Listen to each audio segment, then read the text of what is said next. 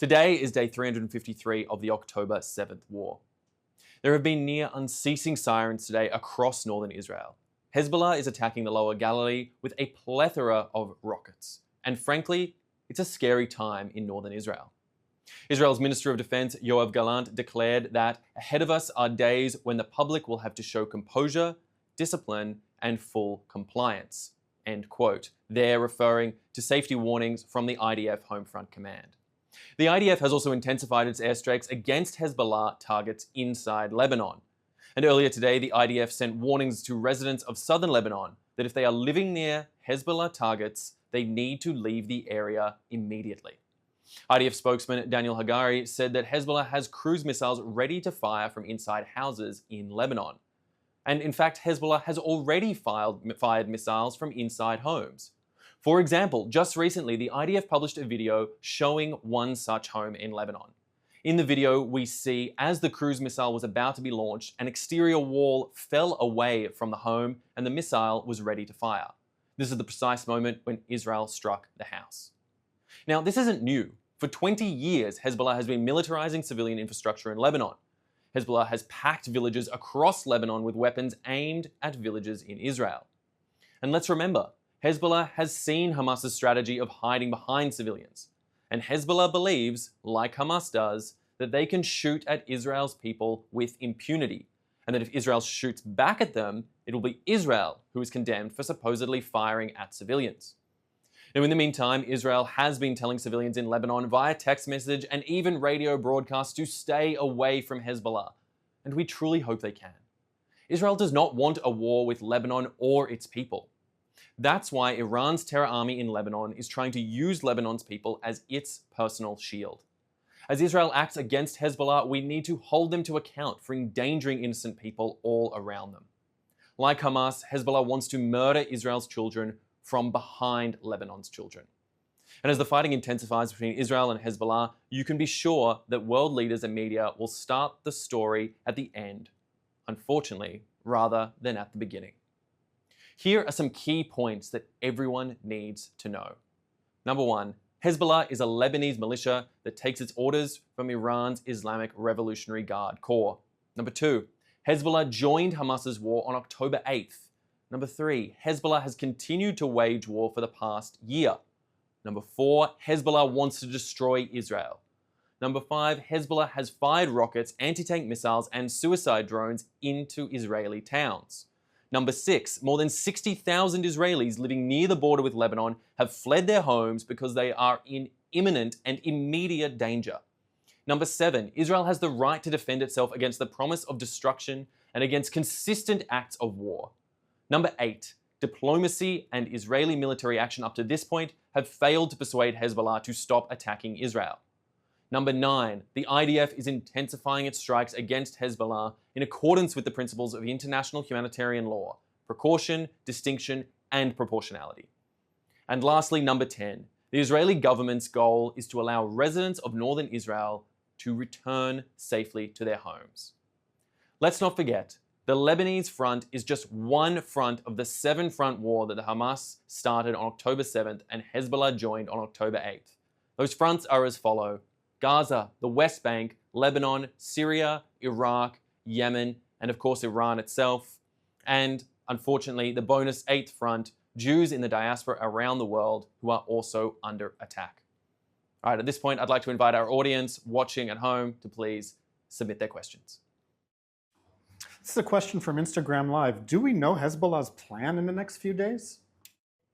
Unfortunately, we do not know Hezbollah's plans over the next few days. We do not know what their responses will be, which is exactly why the IDF and Israel as a whole is prepared for any potential eventuality. We don't know what this terrorist army, who acts with impunity in the way that they wish to because they are given the opportunity to by their funding from their Iranian funders who are funding this proxy, all the way from Tehran to others around the world who would justify any of Hezbollah's actions. They allow this sort of impunity and action to occur from Hezbollah, no matter what their true interests are. Israel is prepared for any eventuality. They are prepared, but also live under the hope, as do all here in Israel, that Hezbollah will be able to see some sort of sense, will be frightened back and pulled back to allow the 60,000 plus Israelis who have been almost a year now unable to return home since October 8th, when Hezbollah joined the war, to be able to return back to their homes, to achieve a sense of normality, and to break through this unbearable status quo that Israel has been living under, as I said, since October 8th, very close to a year now since then. Another question on Instagram Live. Is there any more news on reports that Sinwar was injured or eliminated? So far, what we do know about Yahya Sinwar is that there has been a lack of communication from him over the past several weeks. We haven't heard of any clear communication from him. That being said, that is not truly indicative of anything, to be clear. Sinwar has proven himself adept at avoiding Israeli tracking and communication monitoring. He has used a series of encrypted networks and skills that he developed over decades as a leader, as a terrorist leader of the Hamas, and ones which he is putting to his own circuitous uses now in this ongoing battle against Hamas. Sinwar, it seems, has avoided capture by Israel by burying himself deep underground in the deepest, darkest of tunnels, surrounding himself most likely by Israeli hostages, which he keeps as protection shields, and his own people as an additional layer beyond that, while he protects himself and his ilk. Whether Sinwar has been injured, whether Sinwar has been killed, whether he's fled out of the Gaza Strip to try and find safe haven in another area, at the moment we don't truly know, but we will not stop. Israel will not stop, and the IDF will not stop until we ensure at the end of the day that he is put to bed and Hamas and the rest of his organization are utterly dismantled and destroyed. This is a question from Instagram Live from Liels. Was Hezbollah's plan to invade the Galilee ultimately thwarted? Maybe not thwarted entirely. As we've seen, the attack on Hezbollah commanders there in Beirut, they managed to kill off a number of senior Hezbollah figures that were reportedly planning this attack into the Galilee. Seems to have been highly effective, seems to have done a great deal of damage to the sort of leadership that would be leading this sort of charge, but we can't know for certain that this has dismantled the plans in their entirety. Obviously, as I said earlier, the IDF is ready. Israel is ready. They have evacuated those 60,000 or plus Israelis from the northern border to ensure that they are able to build a proper, strong, and secure military border and foundation to prevent anyone from crossing the border there. But Hezbollah continues to act, as I said, with their own impunity, seeking for plans that would try and commit the sort of atrocities that we saw on October 7th again and again if they had the opportunity. So Israel must be ever vigilant, ever ready. And that is not just the IDF I'm talking about. That is the people of Israel that are having to be ever vigilant and ever ready. It is undoubtedly a scary time. We don't truly know what Hezbollah is planning. We don't know the degree to which they will respond, but we do know that Israel stands ready to find diplomatic solutions, to find solutions that allow Israelis to return back to their homes, which is the ultimate goal here. After close to a year now in which Israelis have been unable to live in the north for the threat of the literal hundreds of thousands of rockets, missiles, and drones that are pointed at them just across the border in southern Lebanon, controlled by Hezbollah, this status quo cannot be returned to, this status quo cannot be maintained, and that is the most important thing that Israel, the IDF, and everyone in the free world should be fighting in order to break down and prevent. It's a question from Ian on YouTube. Why has the IDF not retrieved more hostages? And the IDF is absolutely trying its best to retrieve as many hostages as it can from Hamas and from the Gaza Strip.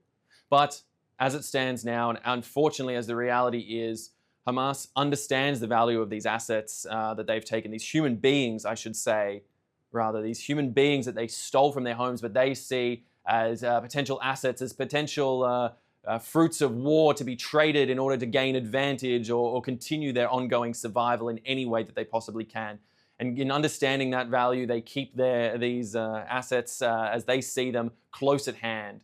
As I said earlier, Yahya Sinwar is most likely sitting surrounded by hostages under the full knowledge that should any IDF assault attempt to root him out of his rat cellar, that he would be able to rely on these hostages around him as a protective shield, as he protects himself even with his own people at the same time. The value he would give to an Israeli life would only be so much as the value that we as Israelis put on these lives. This is the terrible reality of the situation on the ground, and this is why it has been so hard in order to enact the remarkable rescue operations that the IDF has put up until now to save a few of the hostages.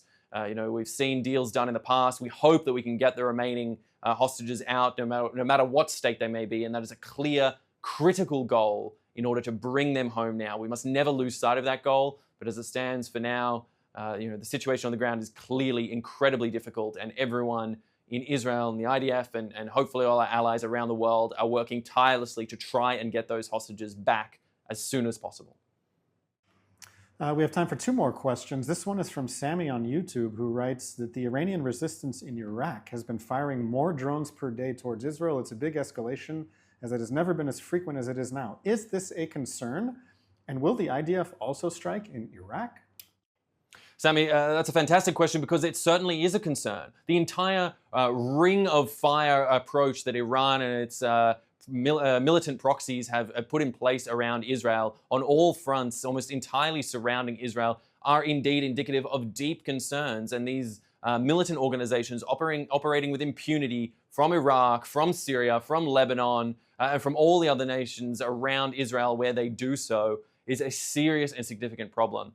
As we saw with the pager explosions in the last few weeks, it was remarkable to see that those pagers exploded not only within Lebanon, but also within Syria, also within Iraq, showing that these linked militant organizations all share singular goals and are using the same networks in which to operate. So it is, in fact, unsurprising that we're seeing these sort of attacks coming from those areas, but Israel will act wherever it needs to in order to defend its sovereignty, in order to defend its people from arbitrary missile assaults that would come firing at them from any side. It is not an acceptable situation, and I want everyone watching to consider how that situation would be tolerated in their home, towns, countries, cities, wherever.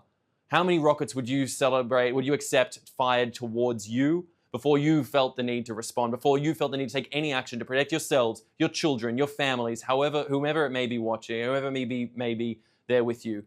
This is an intolerable situation, and Israelis certainly should not be expected to live with it, despite the fact that it seems to become an acceptable status quo for so many to have militants surrounding you, firing upon you. This is not an acceptable status quo, and we here in Israel will not accept it.